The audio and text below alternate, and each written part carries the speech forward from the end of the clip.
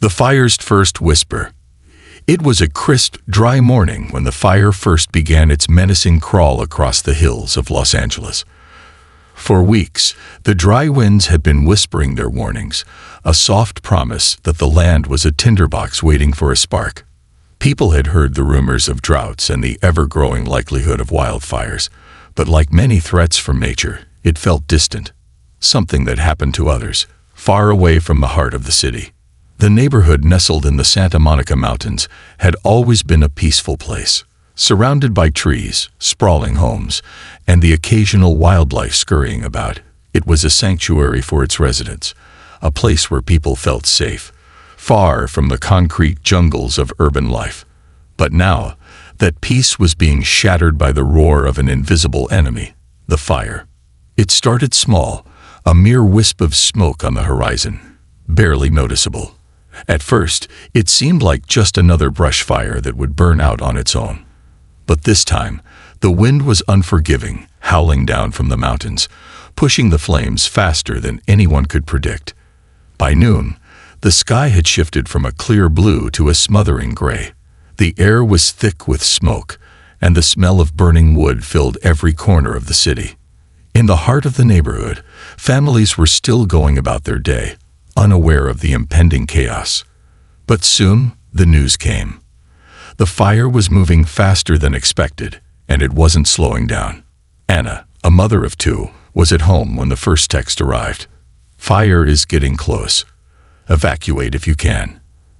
At first, she thought it was just another drill, another false alarm. But as she looked outside, she could see the smoke, thick and ominous, beginning to obscure the sun. Her heart raced as she grabbed her kids, her mind already racing through the list of things she needed to do. "Grab the essentials. We need to go now," she shouted to her children, her voice trembling with urgency. They didn't need to be told twice. As they gathered their belongings, clothes, medicine, the dog's leash. Anna's thoughts were with the neighbors, the ones who were still unaware, still going about their business, as if nothing had changed. Across the street, Mike and Sarah, an older couple who had lived in the neighborhood for over 30 years, were packing up their car. Mike had always been the optimist, the one who believed that everything could be fixed, no matter how dire the situation seemed. But today, even his bright outlook couldn't calm his nerves. "This is it, Mike," Sarah said, her voice thick with emotion. "I don't think we're coming back to this house." Mike didn't answer. He just nodded, his hands moving quickly, packing whatever he could fit into the back of their old station wagon. Sarah looked at their home, the place they had built together, the place where they had raised their children. It was hard to accept that it might all be gone in a matter of hours. Across town, Mark was already loading his truck with his most cherished possessions, a few family heirlooms, some old photographs, and his dog, Buddy, who had been his companion for the last 12 years. Mark knew the danger was real. He could hear the sirens in the distance, the sound of helicopters overhead. As the hours passed, the fire grew stronger, its reach extending farther than anyone could have predicted. The wind had picked up, gusts of air that seemed to fuel the flames, carrying them over hills and across valleys. The fire wasn't just a local concern anymore. It was a citywide threat. The smell of smoke was suffocating, the sky a dark blanket of ash. In the midst of all this chaos, one question echoed in the minds of every resident. What can we do? There was little time to think, let alone plan. Most people were simply trying to survive, to escape with whatever they could carry. But in the midst of the panic, there were glimpses of hope, of resilience. Neighbors who had never spoken before were now helping one another, guiding their children through the smoke, offering rides to those who didn't have a way out. At the local barn, a group of people had gathered, trying to save their animals. Lisa, a rancher, was running frantically between the stalls, urging her horses to move faster. "Come on, guys, let's go," she shouted, her voice strained with panic. She had to get them out. There were no other options. As the fire raged on, the community's spirit began to shine through. People didn't wait for permission to act. They didn't wait for instructions. They simply did what needed to be done, not for fame or recognition, but because it was the right thing to do. And just like that, in the face of destruction, the neighborhood began to pull together. The fire was no longer just an enemy.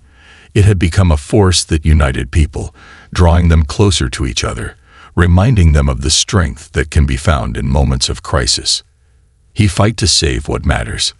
By the time the sun began to set, the fire had turned into a raging beast, consuming everything in its path. The streets, once filled with the laughter of children and the hum of daily life, were now empty. Only the sound of sirens and the crackling of burning trees filled the air. As the community prepared to evacuate, Anna sat in her car with her children, watching as the smoke thickened and the flames danced closer. Her heart ached with the thought of leaving her home behind, but she knew that there was no choice. At the shelter where many had gathered, people huddled together, sharing stories of their homes, their memories, their lives before the fire. It was a strange feeling, being surrounded by so many people who had been strangers just hours before. Now they were family, bonded by the shared experience of loss and survival. Mike and Sarah found themselves sitting next to Anna at the shelter, the three of them staring at their phones, trying to get updates on the fire's progress. There was little to do but wait and hope. "I never thought it would be like this," Sarah said softly, her voice breaking as she spoke. "I thought we were safe. We've lived here for so long, and now it's all gone." Anna reached over and put a hand on Sarah's shoulder, offering a wordless comfort. The tears in Sarah's eyes mirrored her own, and for a moment, they shared a silent understanding. Sometimes, all you can do is keep moving forward, no matter how overwhelming the road ahead may seem. But as they sat there, a small glimmer of hope flickered. A message came through on Anna's phone. "The fire is slowing down. It's contained in some areas." It wasn't a complete victory, but it was a sign that the worst might be over. The next few days were filled with uncertainty. The fire was contained in some areas, but the damage was already done. Still, in the midst of the devastation, there was a sense of community, a feeling that, no matter what, people were not alone. Strangers were offering places to stay, food, water, anything they could to help those who had lost everything. For Anna and her neighbors, the fire had taken much, but it had also given them something precious. The realization that, in the face of adversity, they were stronger than they ever imagined. Rising from the ashes, weeks passed, and the community slowly began to rebuild. Homes were destroyed, but the spirit of the people remained unbroken. The scars of the fire were evident in the charred remains of once beautiful landscapes, but each day the sun rose higher in the sky, and with it came the promise of a new beginning. Anna, Mike, and Sarah stood together in what was once their neighborhood.